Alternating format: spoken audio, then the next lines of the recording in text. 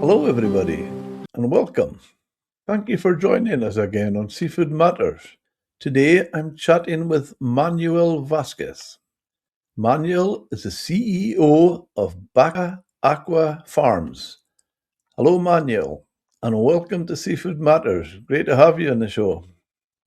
Thank you very much, Jim, and thank you for the invitation, and good morning, everyone. Thank you. Thank you. If I could maybe start, how has the global demand for premium bluefin tuna evolved over the last decade? And how is Baja Aqua Farms positioning itself to meet these changing consumer needs? Yeah, great question, Jim. I think it's been a really good business for those who have been on the bluefin over the last decade. We've seen a change in consumer habits, uh, mainly from, I would say, the last generation, which was treating the product just as a commodity. Now we realize how important is that product in a different type of restaurants and sushi outlets. Obviously, that comes with a different type of product as well, because now you see consumers requesting a different set of organoleptic attributes into the bluefin. And at the same time, obviously, we see a tremendous opportunity of growth in those new niches and new segments that are over and above of what we had before as a quota on the bluefin space as well. So to put it in a nutshell, on the last 10 years, there was this stigma on bluefin as well, because we were an industry that it was having a kind of endangered species. And for over a decade, we had very tough controls on the amount of fish that we could get out of the ocean. Finally, last year, for the first time in a decade, all the scientific community from the West and the East got together, and then they realized that actually the targets and the abundance of biomass in the ocean was over and above of the objectives that we were supposed to achieve within the next 5 years. And as a result of that, for the first time in many years, they gave us a quota increase of 50%. With that quota increase, as you can imagine, it was a big challenge for all companies, because then you need to increase your structure and infrastructure in order to embrace that volume. And at the same time, obviously, you need to develop a market that is there, but it still needs to be educated and needs to be positioned with the right product and priced. So all these, just to summarize, that indeed the last decade has been good, but the last 2 years, I would say, were extremely better than what we have seen. And obviously, we have a very positive outlook for the years to come. That's very encouraging. I would love to come back to that, but if I could just, before that, ask you, what was your background before joining Baja Aqua Farms? Well, for many years, I worked for Nestle, the chocolate, Oh, milk, yeah. and beverages company. I actually started my career over there more than 25 years ago. I worked for them in Mexico, Panama, Ghana, Switzerland, Singapore, back to Mexico, then Dubai for a while, back to Mexico. And then with that, just finished the first 20 years of my life with them, doing many things. As you know, Nestle is a big corporation that goes on foods and beverage, so it was a big school for me. Even changing roles within during these years from finance to commercial. Then I left the company, and then I went into tuna. First, I started in the yellowfin industry with one of the main companies that is called Tuna in Mexico. And later on, I went to work for Atún Dolores, which is the largest tuna fishing company, I would say, in Latin America. So over there, I learned the ropes on the seafood and the fishing and the tuna. And then, just by coincidence, I was invited to go back to coffee for a while. Uh, and with that, I finished my yellowfin experience. And after 2 years of being in the coffee again, finally I got this call 3 years ago. And then I madly fell in love of aquaculture and what is now Baja Aqua Farms. So I'm here with the company already for 3 years. At that point of time, we were going through a transition also in terms of shareholders. So it was really a nice time for me to join the company and then go with this new transition of owners and obviously a strategy for the company. Um, uh, I'm also a Mexican national. My background is in finance, and then I went to study in Chicago Booth and Kellogg for some MBA and marketing degrees. And as you know, going around all these places, I also managed to collect a number of different languages to speak. And that's it. Yeah, busy life. From what you say there, Manuel, about the tuna, and I would start by it might sound as if it's a trying to catch you, but I'm not. I'm going to put my hand up and admit my own ignorance on the subject. But I've been in fishing all my life, but there's just no tuna or anything like that in our waters. Is there a big difference between yellowfin and bluefin? Yes, absolutely. Biologically speaking, they don't even look the same.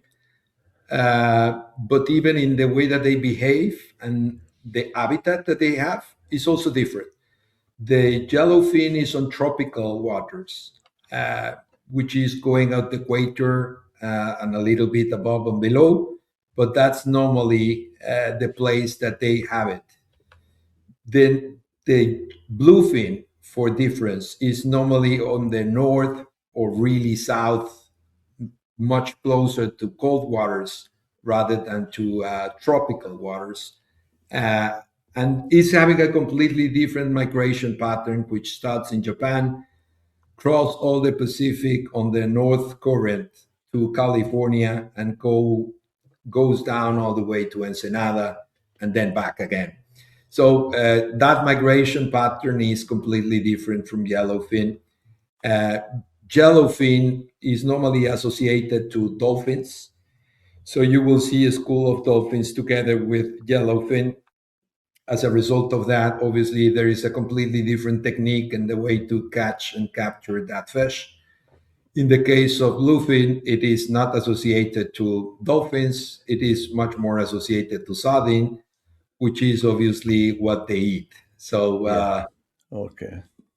and then in terms of industry, you recognize yellowfin going in a can. So that's normally the way that consumer understands the product. And bluefin, we normally take it out of a can and we put it on different type of plates, starting from sushi, sashimi, and nowadays the most sophisticated plates that you can imagine on white table restaurants around the world. Okay. So if you see it in a Japanese restaurant, it's bluefin. Yeah, because of the taste Yeah. and the fat content that you can find. Specifically in the case of bluefin, it tends to fatten, and this is how even they got this name on the different parts of the body of the fish. That came from the Japanese culture. So we call toro or toro, which is like the lower part of the loin or the belly loin, as we call it. And then you Yeah. have the chutoro anakami, which is the side loins and the upper part of the loin, which in terms of the fat content is a completely different color and fat that you can see on the flesh. In the case of the yellowfin, since the swimming patterns are completely different, they don't develop that much fat.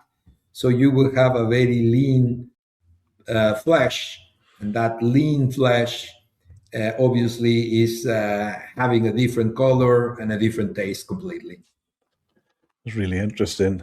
That's really interesting. I would imagine, I don't know if before I was going to ask you about the difference in the flavors, I would have thought from the way you described it, the bluefin with more fat would have been tastier.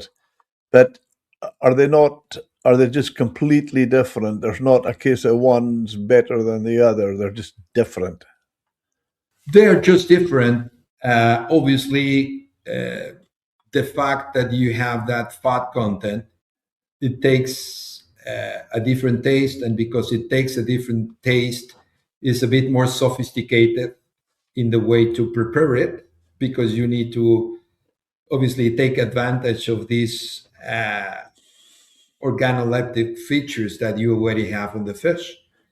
And also, as a result of that, there is also a price difference, right? Because of the limited quantity that you have, is a bit like diamonds, right? So you don't have many, so then it's just economic rules, demand and supply. If you don't really have a lot of supply, obviously price goes high. Is a bit the way that it works. Yeah, they're very fast swimmers, are they too? I believe. Yes, yes, they do. They swim long distances and really, really fast. However, they tend to be in the coast, near to the coast, because of the way that they eat sardine. And this is where we manage to spot that fish. And what we do is a technique not to actually fish it, but to capture. So what we do is a set where we throw the net, we capture the fish, and we try not to stress it. That's probably the most complicated part of it. Then we bring a pen that is connected to the net, and then we transfer the fish into a pen. Thereafter, then we are towing that pen into our farm, and Yeah, normally we are feeding that fish for as much as 1 year. During that period of time, we are one of the farms, or probably the only farm around the world, that is having a centralized feeding system. And what I mean by that, imagine that you have one vessel in the middle of the farm, and you have 20 pens connected to that vessel. On that vessel, we bring all the sardine that we are fishing every day. And from that vessel, we are pumping the sardine into the pens 3 times a day to society. We also have cameras inside every single pen at 3 different levels of depth. With those cameras, we are monitoring with artificial intelligence the behavior of the fish, how much they eat, how they move. And this is how an operator on this centralized feeding system is pumping the right amount of food. So then we grow that fish systematically to have what we call a steady size, a steady supply, and a steady quality, which is the first value proposition that we bring to all our consumers. a very sophisticated operation. It is becoming very much sophisticated. It was not like this, I must say. We were one of the few companies that 25 years ago started shoveling sardine into the pens every Yeah, day. As you do still have farms in Japan and many other places around the world. In our cases, we came to this level of sophistication as a result of obviously the engineering and the necessity of bringing an upgrade into the whole industry. So we started mimicking this idea from the salmon, which is not a secret, or most of the salmon farms operate somehow like this. In our case, it was much more challenging because we don't feed with pellets, we don't feed with any artificial food, we just feed with sardine, 100% fresh, not even frozen sardine. So in our case, it was much more challenging to have engineering system that it was able to support the quality of the sardine without destroying it. As you might know, sardine is composed 80% by water on the body mass composition. So if you don't treat the sardine well, you will destroy it immediately. And as a result of that, even the tuna will not eat it. So it will be a waste of food. So even in that particular case, we've been very meticulous in the way that the technology has been evolving and constructed and adapted to our tuna farm. When you're when you're sitting there, it's making me wonder. It's obviously not the same as what we would class as a traditional farm, maybe salmon here, where they would have the small moats, as we call them, and they would feed them, and they would grow and get heavier. I don't think is that not it's not quite the same. Are you still wanting to feed them to add weight, build them? Right now, as I was telling you, we really changed the rules on how the industry was behaving. Still, 2 years ago, I can tell you that there were few companies in Mexico, and they were all going out with their own vessels trying to get as much fish as possible because we had this system that is called Olympic fishing. So what it tells you is that you get out and get as much fish as you can get in the least amount of time. It's like giving a bowl of M&Ms to a bunch of kids and then tell them to eat as much. So you can imagine that it was a bit of a disaster, right? So, but that changed. Finally, 2 years ago, we entered into a new dynamic with the whole industry. And right now, what we are doing is to catch the bigger fish. So there's no rush. Everyone is having their own take. And because of that, we just changed completely the rules of the game and the rules of engagement. Today, we don't get any fish below 80 kilo. So a juvenile is considered on the 25 kilos, just to give you an example. That was the case before. Today, we are just getting adults. So we are getting adults at 80 kilo. And then what we are doing is to fatten those adults. And then we just convert that fish from 80 kilo to probably 100, 110 until we have that good fat content that I was talking to you Yeah, about. And yeah. then the fish is ready to hit the places. So this is not a growth period, it's actually a fattening period. And that's why, obviously, it requires much less adding. It requires, obviously, less working capital, as if we want to talk about the business, and it obviously much more sustainable, all in all, right? So, which is the main thing that we want to achieve at the end of the day. So, how do we get a big fish that is requiring less adding, that is also requiring less time to fatten, and then at the end of the day, that is also closing the cycle on the reproduction way to make sure that is reproducing several times before it is actually getting out of the water, which is what we want to achieve. And by doing all these steps right, then we have a much healthier industry. We have obviously a company that is requiring less working capital. And we are a company that is obviously much more sustainable of what we were already. Yes, indeed. I don't know if the tuna is the same as, let's say, well, our traditional fish. If I was to be asked what my favorite cut is and what part of the fish, every time I would say the belly. You have a Would, good would, choice. would that be the same with tuna? I think it depends on the paladar. Honestly speaking, you will see, especially in Japan, is highly overpriced. The belly uh, is really about that. They call it the toro and the otoro. This is really the part that they like the most. But if you go to other places like Brazil, Mexico, Middle East, even some part of the U.S., they don't really see that part of the belly as something that it will be as delightful as probably another part of the body of the tuna. That's the Yeah, truth.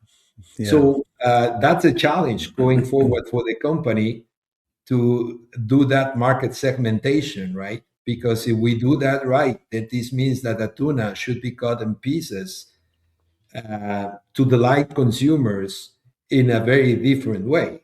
And it's coming all from the same tuna, but if you're able to name it and label it correctly, then you will have obviously an advantage in sending the right product with the right price to the right consumer. Okay, yeah. We are seeing a move towards conscious consumerism. How does the demand for traceability and sustainability in high-end markets like Japan and America dictate your daily operations in Mexico? Well, Jim, that's a great question because I'm telling the whole company all the time that sustainability is on every decision that we make every day. It's not just a label or something that we want to achieve or something that we write on a piece of paper, but it's on every decision that we make. And it's true. It comes with a cost, and it comes with behaving also in a different way. Just to give you some examples on what sustainability means for Baja. To start with, just told you the story on how we had to change completely the way the industry operated. Before going from Olympic fishing into now a more civilized way of fishing, as I describe it, and then as a result, changing from 25 kilo fish to 80 kilo fish just in the way that we get them out of the water. But on top of that, the investments that are around the farm in the way that we feed those fish. But if I go even one step behind, every single fish that we take out of the water, even before we take it out of the water, there is two observers on each of our vessels writing every single thing that we do. So every single set that we do is registered by these two observers. One of these observers corresponds to the Mexican government, to Conapesca in this case, and the other observer corresponds to AATTC, which is the Inter-American Tuna Tropical Commission. And that's a regulator around the world that is checking that we do things the right way. So these two persons are registering on the books every single set, on the amount of tons, on the coordinates that the fish is. And because of that, we are able to label that fish that goes into our pen. As a result of that, whenever we tow those fish to our farm and grow that fish, we have identified that fish from the minute that we had that set in the vessel. And through the period that we fatten the fish, we are still identifying every single piece that we have on the water because it goes on every single report that we give to the authorities on a monthly basis. Once we get that fish out of the water, the first thing that we do is to put a QR on the mouth with all the traceability system that I just explained to you from the very origin, from the minute that we actually did the set till the minute that we took the fish out of the water. And thereafter, if we are sending this fish to whatever place in the world is, then the consumer will have the ability just to scan that QR and know what it is back to back, the whole traceability chain. So all the things that I've described require a lot of technology, investment, innovation, equipment, capex, and many things that obviously consumer doesn't see, but for the company are important to achieve in order to make sure that we are here for many more years. Yeah, it's admirable. In the global economy, how do you balance the high cost of sustainable tuna ranching with the market's fluctuating price points? Well, Jim, we are trying to get out of that fluctuation of price points. I think the most important part is that you take your product out of the commodity environment and that you are able actually to go to the higher end of the pyramid, which is the premium and even I would say super premium. In order to do that, Jim, this is why we invest so much into technology, product development, and even the way that we feed the fish. So I told you before that the first value proposition that we have is a steady supply, steady size, and steady quality. But we have some others, which goes even with the temperature, with color retention, with the flavor, with the fact that we are the only company around the world that is feeding 100% sardine and 100% fresh. That changed the flavor of the fish. Obviously, if you give any other type of even antibiotics that some other companies are doing, is going against the nature of trying to have a fish that is in nature good, right? So we are getting rid of all these things and trying to go to a space where we are alone with consumer. And because we are alone with the consumer, then obviously we are not facing this type of price fluctuations, but we are obviously making a value proposition that is going over and above our competitors. I would say, Manuel, they're very, your tuna are very lucky when they're feeding on sardines. We are blessed. And one of the things is obviously the strategic vision that even our founders have many years ago, which was to erect a company with this type of values and thinking. But the other thing that I must also confess, Jim, is that we are blessed because of the location that we are. There is only Yeah. 4 places in the world, around the world, that are having this abundance of sardine. And we are happen to be really at the end of the California current, which is known because of its abundance on sardine. So sardine for us is there, and we are blessed to happen to reach the sardine in a very short distance. So hence we can get it fresh, hence we can get it for a very competitive price, and hence we can continue feeding the tuna in the most natural way that it would happen as if they were wild. Does, and I'm not going to say does nature come into it, because obviously nature's in everything, but is it seasonal, any part of it, the cycle? Uh, I would say the tuna capturing, you can call it seasonal because, as I said, the water needs to be cold. So you will normally find this fish mostly between February and June. And then probably again, you will see it in September, December, which is normally when the water is getting colder. During that part of the year, obviously, they are migrating to different temperatures.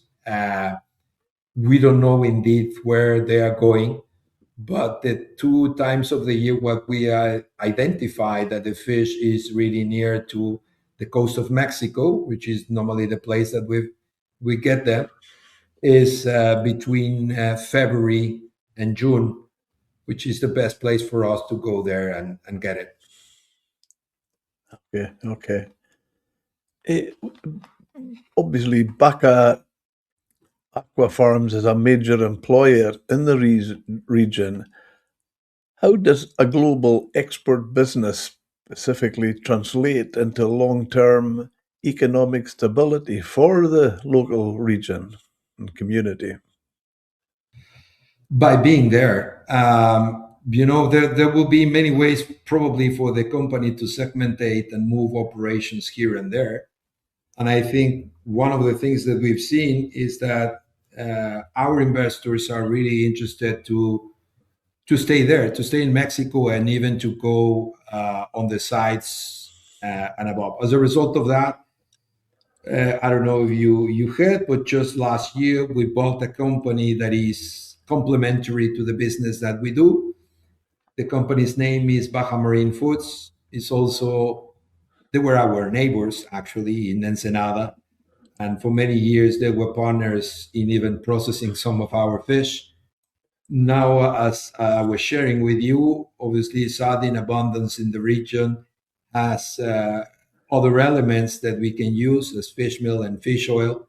So our investors were really interested in trying to get that footprint wider, and obviously to establish um, more a kind of company that is not only going on fishing tuna, but is more on a protein platform in all senses. And that protein could be tuna, could be fish meal, could be fish oil, could be omegas, could be many other things that even for human consumption, at very soon we will get there.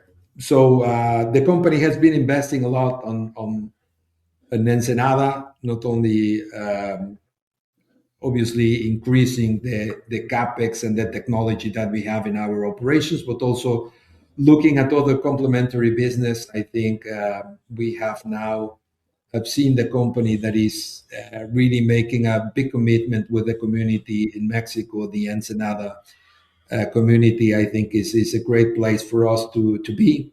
And as a result of that, we are now in the business of fish meal and fish oil too. Yeah, funny. I was going to ask you, one of the questions I was going to ask you was about your investment in buying acquiring the Baja Marine Foods. Does this vertical integration reduce financial risk by stabilizing feed costs, which are probably one of your largest expenses? Are they?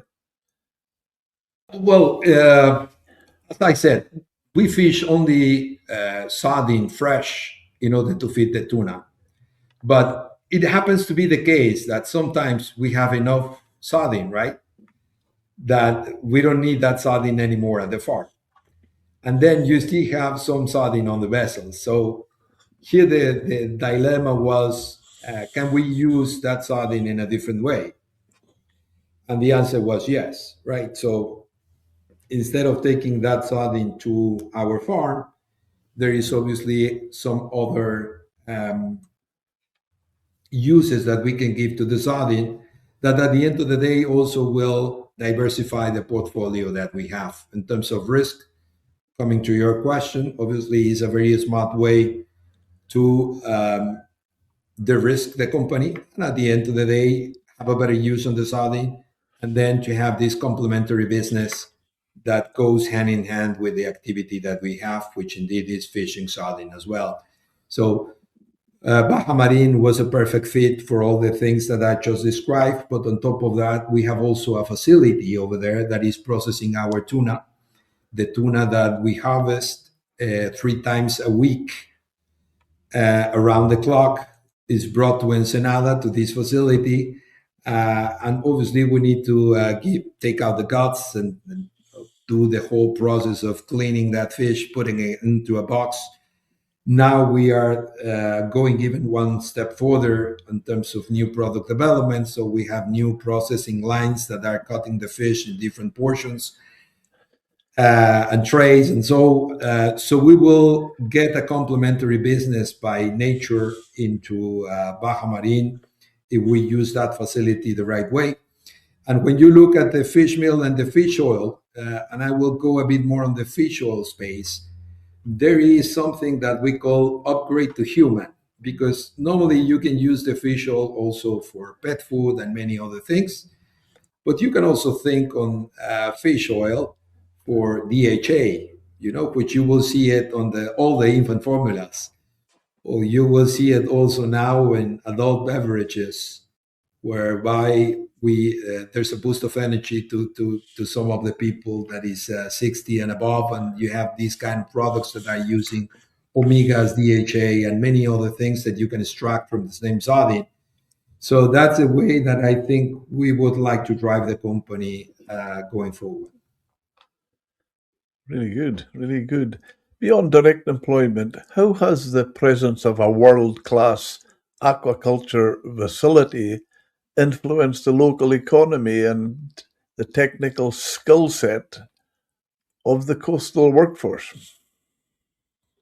Yes, I think it's having a big impact. In general, we obviously employ people from the region. Whenever needed, we bring experts from abroad because sometimes you need people that has been there already or is having a deeper knowledge on some specific things. So this is how we bring people from Peru, from Chile, from many other places, just to make sure that this knowledge is passed to the next generation. And that next generation is people from Mexico, which is already working with us. We are very proud to be a company that is well recognized for local employment and local development with the communities. So our corporate social responsibility goes beyond the fact that we employ local people, but we do many other activities around. And how do you ensure that the growth of a global brand doesn't come at the expense of local resource or small scale artisan fishing traditions?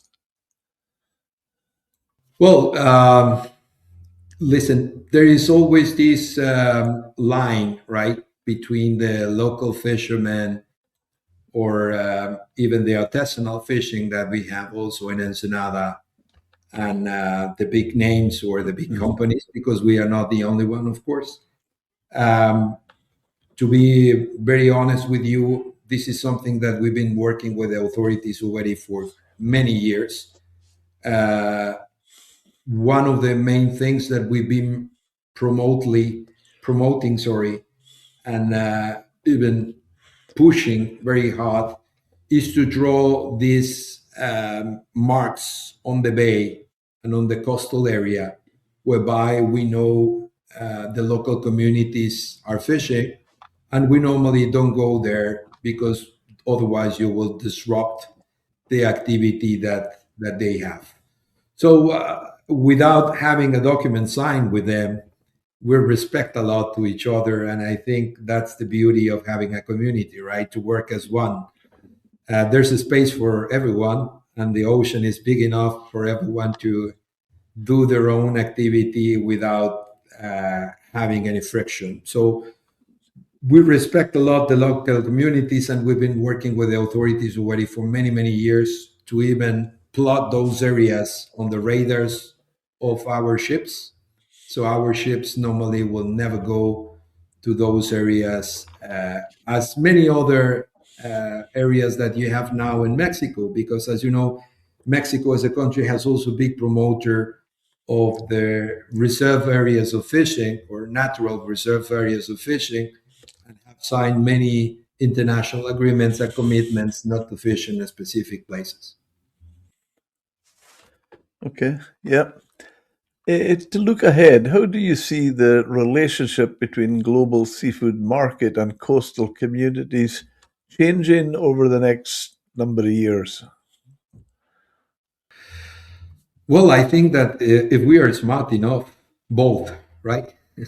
We should find a way uh, to have a space in the consumer both. And I think that's the case today. In case of our fish, whenever you go to a even market, you will see label over there wild fish, which is normally coming from the artisanal fishing or the type of fishery that you're describing. And you will see also farm fish. And that's the main level that you see between one and the other one. Obviously, there is a big price difference between one and the other one because it is having completely different attributes, mainly the fat and the time that it was lapsed for one fish and the other one to come finally to the consumer. But at the end of the day, I think there's consumer for both, right? So you will see the consumer, or some of the consumers are interested more on a wild fish for whatever reason it is, even the appliances that they get. And there is some other consumers that are interested in our fish because they are looking for different type of attributes. And as I was saying, if we are smart enough, both of us, I think we should just keep on driving that dynamic of going forward, respecting a lot of what we do, knowing that there is place for both. And I think we shouldn't be thinking that one is better than the other one. It's just the different elements that you have in a consumer basis that obviously you can do what you do in the best possible ways, and there is always going to be one for you to pick, right? Yeah. You know, when you said that, Manuel, I was just our son, one of our sons, lives in Australia, and it's only when we started going out and visiting him that it's the first time I've ever seen it. You might see it's common, but I just picked up, when you were saying about wild and farmed on a menu in Australia, they tell you on the menu if it's wild or farmed, and I think it's fantastic Yes, yes, absolutely. because everybody can decide what works for them. Yeah, at the end of the day, consumer is always having the last word on everything, right? So we just need to give the choices to consumer and do our best to make sure that at the end the consumer is well informed and that they are the ones picking one or the other one. Yeah, when you talk about the consumer, is there anything you would wish the average consumer understood about the journey, say, of a bluefin tuna from the waters of Baja to their dinner plate? Anything that you feel that they Yeah, should? well, there is always this misinformation, right, about bluefin going extinguished because of the big companies overfishing and so. That is not the case. Already for many, many years, I think we are one of the few stories around the world whereby, in nature, the commitment of the companies, the scientific community, and all regulators, including the governments of all the countries, starting from Mexico, the US, Japan, and many others, they were really in agreement to do something right. And that the result of that was that last year, instead of waiting for another 5 years to achieve the objectives that were set, we achieved them last year. And as a result of that, we got the first small increase on the quota because after all this scientific evaluation, then they came up with a result that it was showing that abundance of the bluefin is back into the ocean. So there is very few species around the world that can actually say or tell a story as compelling as the one that we have in bluefin. The result of that, over the last 20 years, many companies died in between, right?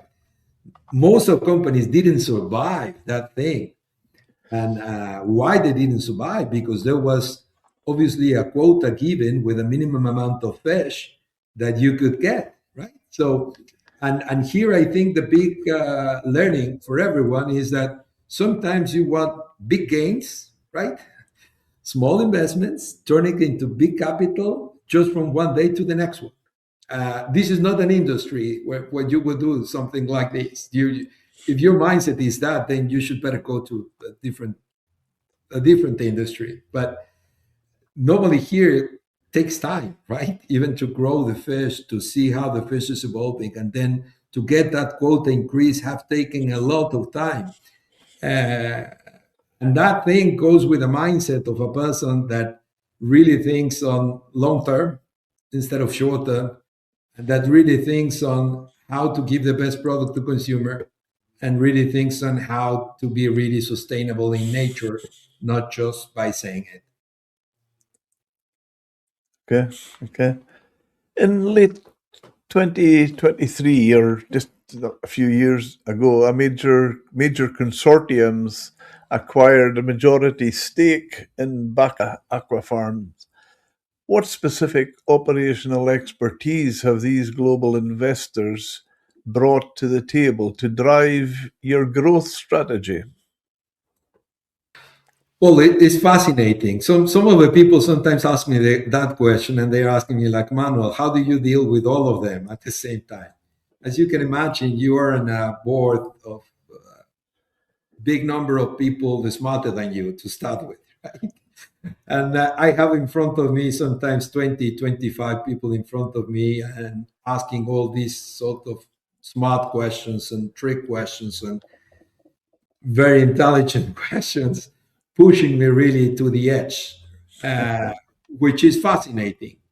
Honestly speaking, it is fascinating because coming back to your question and the answer, uh, to have a vast group of people that is having this kind of experience, many of them going on agriculture and obviously other type of business development, uh, it is at the end of the day giving me a vast array of expertise and people that I can take and pick up from the different projects that we have and from the different problems that we face sometimes. So I can tell you that specifically Continental Grain, EGI, Cultiva are probably the three major ones that are coming with this expertise. One in agriculture, the other one in general in logistics, the other one in general also on the agro in Mexico. And, it's fascinating just to have that kind of people with you. Obviously, it's challenging for the reasons that I explained, but I really love it. Whenever I have a problem, I define the problem with the nature, and then I know who is the right person to talk to. And I think that's a beauty to have a board with these kind of people. I must also say that we also have on the board still two of the main instrumental people that were with us from the very beginning in the company. We call them the founders, but indeed they were there after the first people who started the company, but they were the ones who really reshaped the company in the way that it is today. One is from Iceland and the other one is Mexican. And these two gentlemen, they are still there in the board, also nurturing the conversation, challenging me, but also being that nice ear that you can have when you don't know what to do. And then you have someone that has been there before, able to help and hear and mostly give you the best advice in the best interest. So I really love it. The fact that we have that type of board and investors, it gives a new dynamic to the whole company because it respects the value of where we came here, and it also propels the company to be obviously a big corporate and then to keep on growing the way that we do. That sounds you're in a good place. Yes, I cannot complain at all.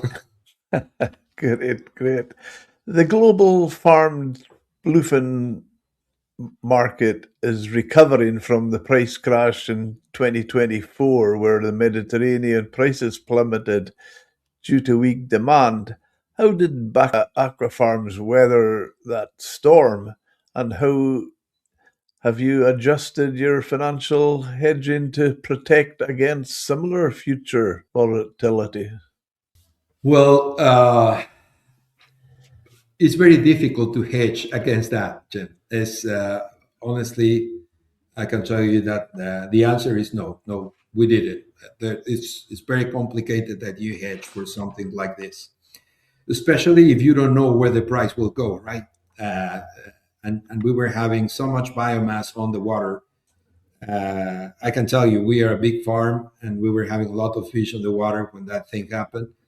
Obviously, we were optimistic about the future, but at the end of the day, you're seeing that prices are going down. That's probably not the best place to be. Uh, so no, we didn't. There was no way for us to act probably different in a way, and I have thought about this many times. So talking to obviously the investors and the way that the outlook was there, we knew that it will be a difficult year. We knew that we had to continue being consistent with what the company was building at that time. And as I told you, the strength of the company went really on differentiating the product from the rest. So we knew that that investment will pay off at the end of the day.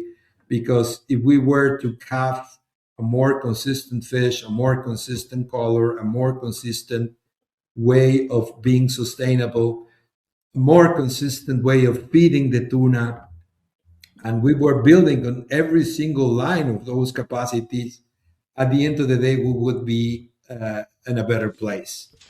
Um, Now, I'm glad to say that that proved to be true, right? 2025 was a completely different year for us, much, much better. And I am not complaining about 2024, by the way.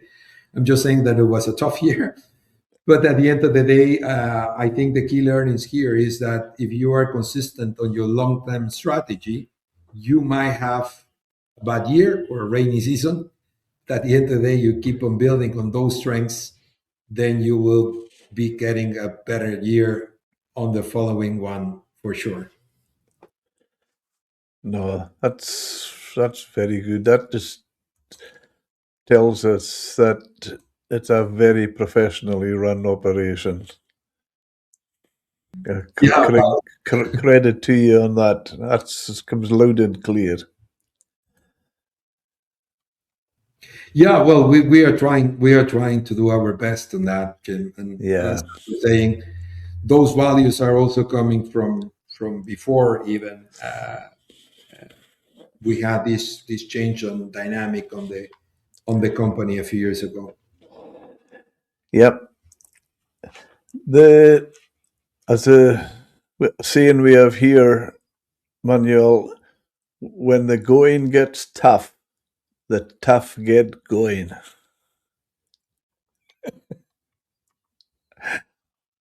And that seems to sum up your situation. You just dig in and get on with it. Well, yeah, I learned this on the fishing industry. Honestly, there's nothing comes easy here. Yeah. I mean, I'm blessed to be in this place, honestly, and I love what I do. But nothing comes easy, that's for sure. So it's really for the type of people that wants to be here the long run, and is really the type of people that really loves this type of adrenaline of also knowing that you really need to work hard to get it done.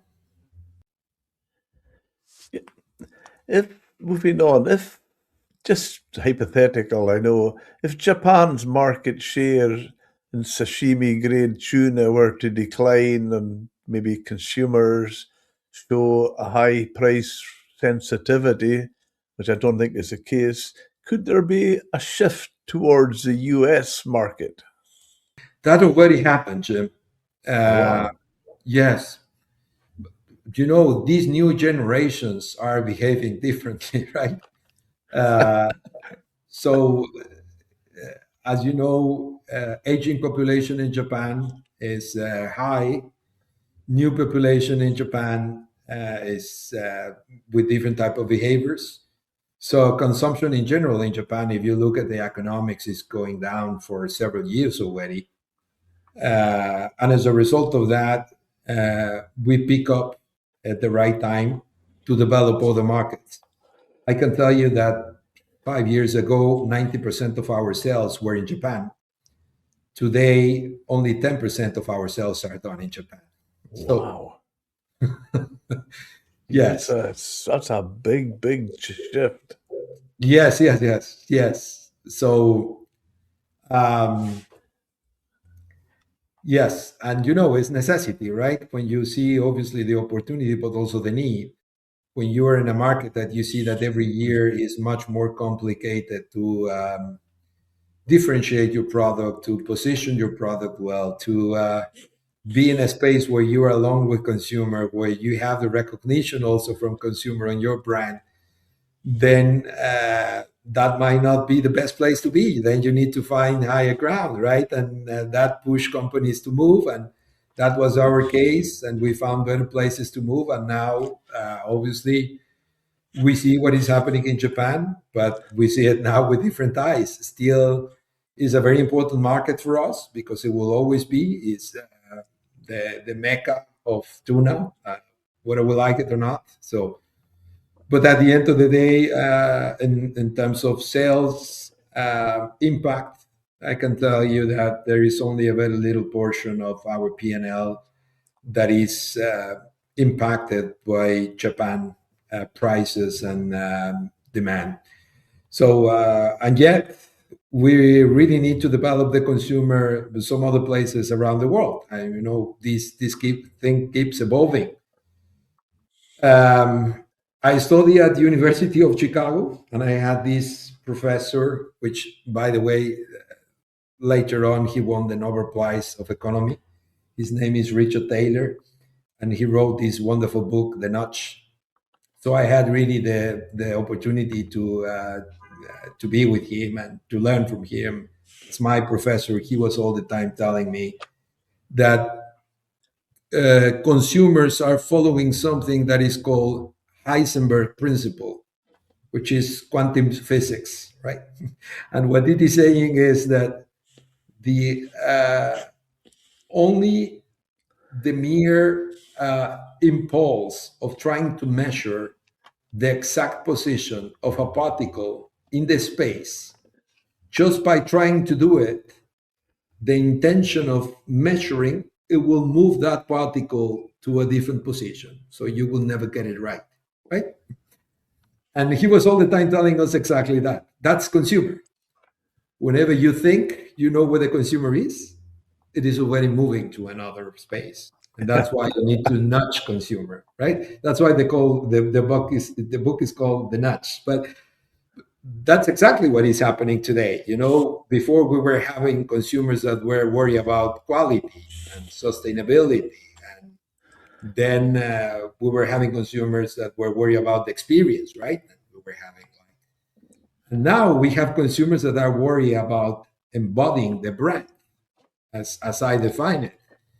And if you look at Histogram, TikTok, and all different sources of social media, then you have consumers that want to be represented by a brand.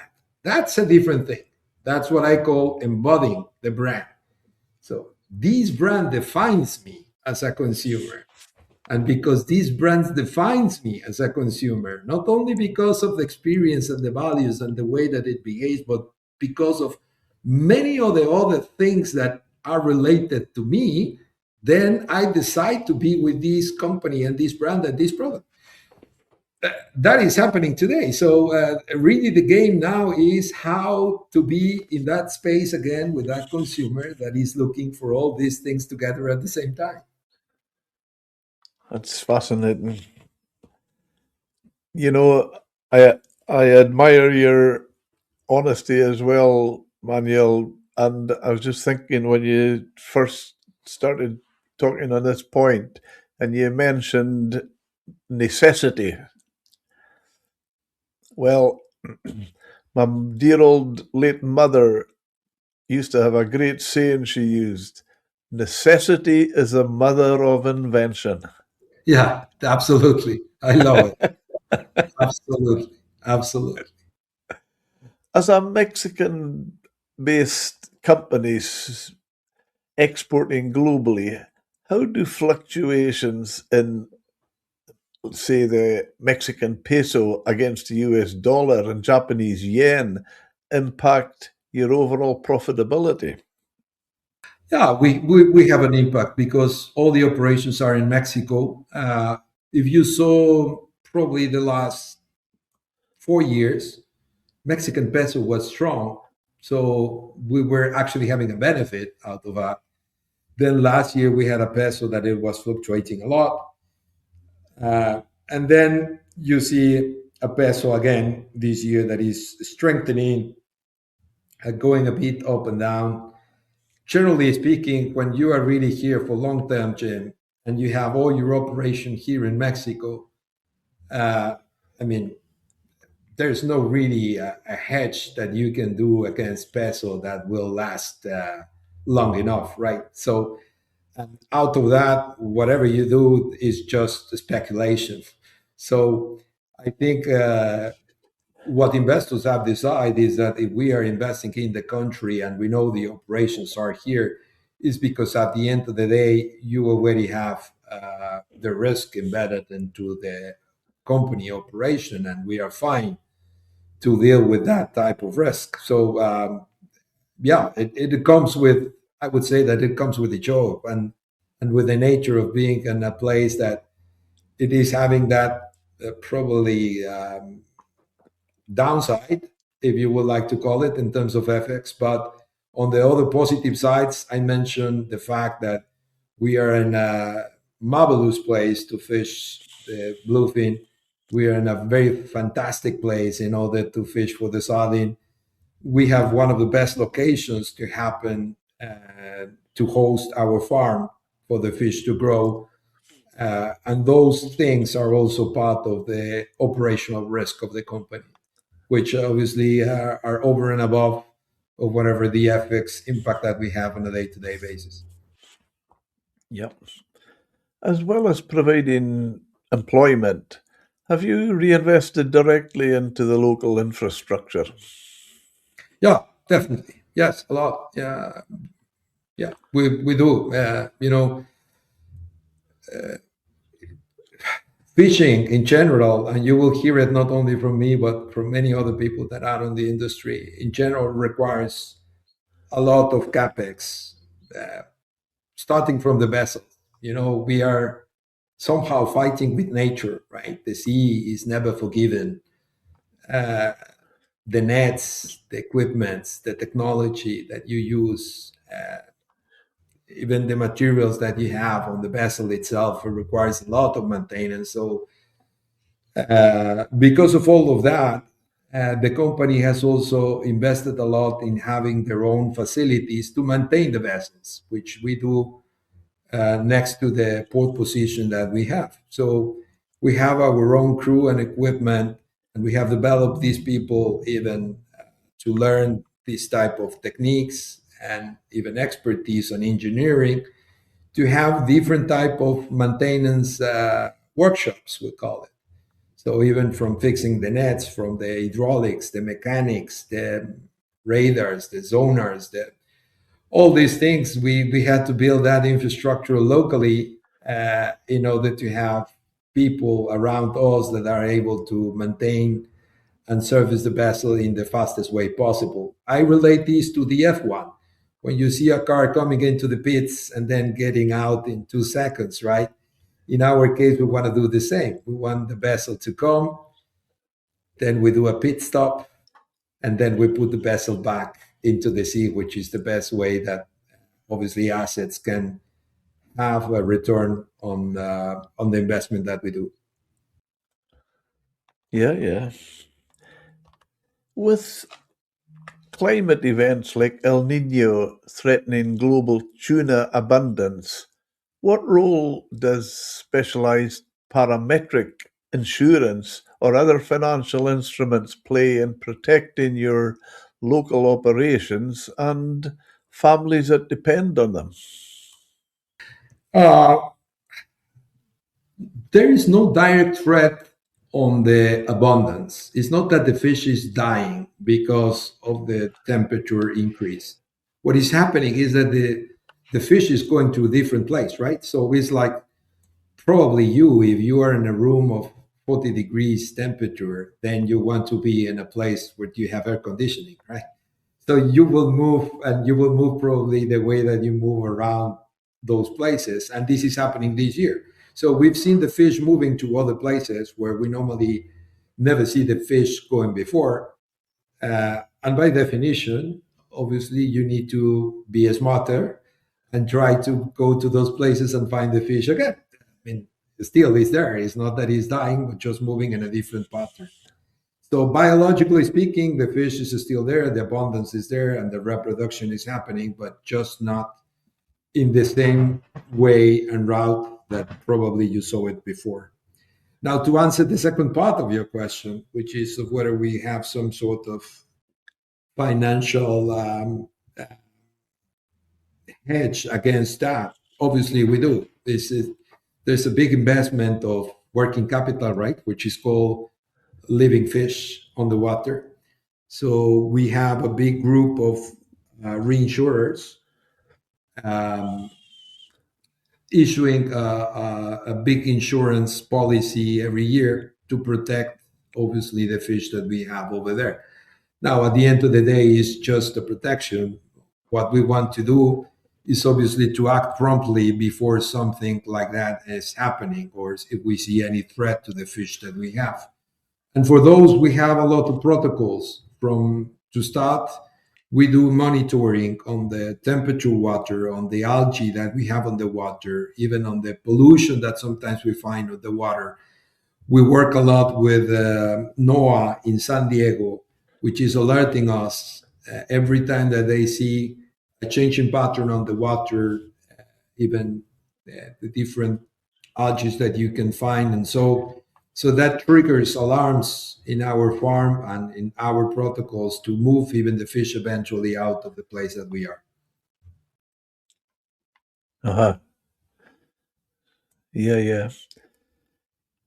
Um, you've acquired processing plants and fishing vessels. Where is the next major capital injection going? Well, we just want to keep it going global. I obviously cannot give more details of what we want to do next, but I think in general terms, we see Baja Aqua Farms being a global company and trying to have a bigger stake in consumer worldwide. Not only in bluefin, but as I was explaining, we are also entering in some other categories as fish meal, fish oil, and obviously we want to go big. We want to go global, and at the end of the day, we want to prove that Mexico doesn't have to choose between scale and sustainability. We can lead the world with both. If we do this right, our lasting impact won't just be to have great fish, but it will shift actually the standards. So higher quality, full traceability, respect for the ocean, and a mindset that is really long term. Uh, Values obviously beat short term distraction every time. I want people to look back and say that we really helped to redefine what Mexican seafood means globally. And it's not cheap, it's not commoditized, but it's really this type of premium, trusted, and responsible product that is coming from Mexican hands. Okay. Eh, given the current scale of the company and the backing of institutional investors, is the future public listing or further consolidation in the American bluefin sector part of a long-term financial roadmap? No, no, I don't think so. I think our group of investors is very solid for the time being. I don't see this happening. Um, People is really committed with the strategy that we had for the company. So there's no need for us to go that path. Okay. Yeah, yeah. Well, that's good. That's good that that tells anybody listening that you're in control and you're not just constantly trying to find something. You're in control. Well done. Thank you for that. The February 2026 FAO Global Globefish report shows a strong price recovery for bluefin tuna, with high value segments experiencing stable seasonal trade peaks. Global trade value increasing in 2024, supported by aquaculture growth and rising demands in the sashimi market. Do you see this continuing? Yeah, I believe so. I believe so, and that will depend on how much more sophisticated also we become. Consumer is there trying to find new ways even to have some sort of experience with the product. And as long as we do this right, I believe that there is still some places where we can go and still drive price even higher. Um, as I said, there's a limited amount of supply. So if you're able to recognize your brand with a different value, then there's a place for you to be with consumer, and obviously have a better impact in terms of the willingness to pay that you have from them. Okay. Yeah, yeah. Well, say that the future's looking good. Well, we hope for the best and we work hard for this to be true. As we say here, Manuel, you fear the worst but hope for the best. Where can our listeners follow you online or your social media presence? Uh, I think I have an account on LinkedIn. Normally, I am not an active user. I'm more of a passive user, to be very frank with you. But the company is having, Instagram pages at Bluefina. You will find us over there. We try to be with consumer all the time, trying to show what we do, how we do it, and the type of events that we also organize around the world.